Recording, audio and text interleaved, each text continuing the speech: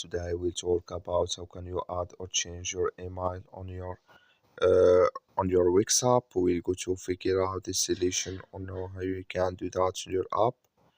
So you just follow these ways, then it's going to work with you. All you have to do in verse, just go down, click here on manage down here, just click on it.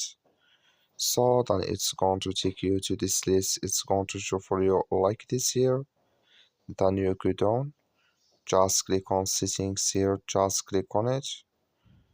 So when you click on settings here, it's going to show for your list like this. Click here on business info.